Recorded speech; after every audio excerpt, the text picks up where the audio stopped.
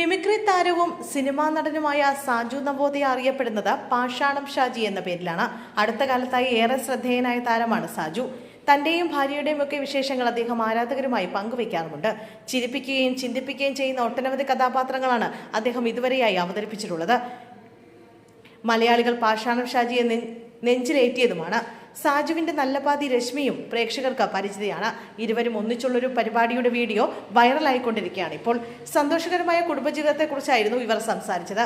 തമ്മിൽ പരിപാടിയിലേക്ക് അതിഥിയായി എത്തിയപ്പോഴായിരുന്നു സന്തോഷകരമായ കുടുംബജീവിതത്തെക്കുറിച്ച് വാചാലരായത്. പുരുഷ കേന്ദ്രീകൃതമായിരുന്ന സമൂഹം ഇപ്പോൾ മാറി വരികയാണ്. ഭാര്യയെ നയിക്കുന്ന ആളാണ് ഞാൻ. ഭരിക്കാറില്ല. ഭരിക്കുമ്പോഴാണ് പ്രശ്നങ്ങൾ വരുന്നത്. നയിച്ചാൽ കുഴപ്പമുണ്ടാവില്ല. എന്റെ കയ്യിൽ നിന്നൊക്കെ ഒരു 1000 രൂപ പോയാൽ ഞാൻ പിന്നെയും പിടിച്ചു നിൽക്കും. ഇവരുടെ കയ്യിൽ നിന്ന് പോയാൽ അപ്പോൾ തലകറങ്ങി വീഴും.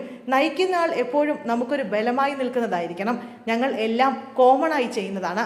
സംസാരിച്ചൊക്കെയാണ് തീരുമാനമെടുക്കുന്നത്. ജോലിക്ക് പോകുന്നത് ഞാനാണല്ലോ. എന്റെയിൽ നിന്ന് അങ്ങോട്ടേക്ക് ശേഖരിക്കും. കരിയറിലെ ഇറക്കത്തിലാണ് ഏറ്റവും കൂടുതൽ സപ്പോർട്ട് ചെയ്തിട്ടുള്ളത്. കയറ്റം വരുമ്പോൾ പൊടിക്ക് അടങ്ങാനാണ് പറയാറുള്ളത്. നമ്മുടെ റൂട്ട് ക്ലിയർ ചെയ്ത് വിടുന്നത് അവരാണ്. ഭാര്യയെ റെസ്പെക്ട് ചെയ്യണം. എന്ത് ചെയ്യുമ്പോഴും അഭിപ്രായം ചോദിക്കണം. പരസ്പരം സംസാരിച്ച് വേണം തീരുമാനമെടുക്കാൻ. ഇതൊക്കെ സത്യമാണോ എന്ന് ചോദിച്ചപ്പോൾ അതേ എന്നായിരുന്നു രശ്മി പറഞ്ഞത്. ഞങ്ങളുടേത് ഒളിച്ചോട്ട വിവാഹമായിരുന്നു. ആദ്യം പോയത് ഒരു ഫ്രണ്ടിന്റെ വീട്ടിലേക്കായിരുന്നു. അവിടെ നിന്നും ചെറിയൊരു കല്യാണം നടത്തി. രജിസ്റ്റർ മാരേജ് ചെയ്തു. തുടക്കത്തിൽ പ്രശ്നങ്ങളായിരുന്നുവെങ്കിലും പിന്നീട് ഇരു വീട്ടുകാരും അംഗീകരിക്കുകയായിരുന്നു ഇവരെ.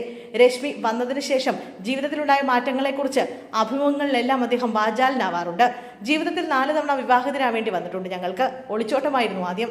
ആ സമയത്ത് രജിസ്റ്റർ വിവാഹം, അത് കഴിഞ്ഞ് ചെറിയൊരു കല്യാണവും പാർട്ടിയും. പിന്നീടാണ് ഗുരുവായൂർ ക്ഷേത്രത്തിൽ വെച്ച് വീണ്ടും താലി കെട്ടിയത്.